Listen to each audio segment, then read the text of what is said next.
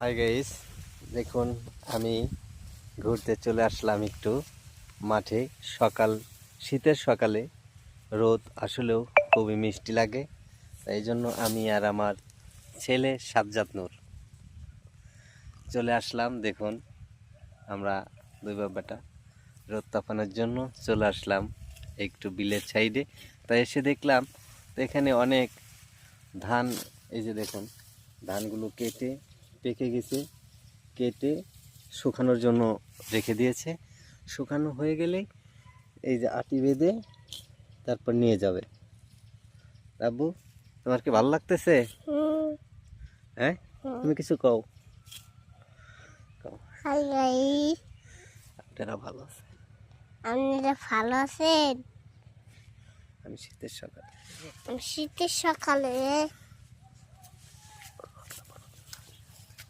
রোদ তাপানোর জন্য এসেছি।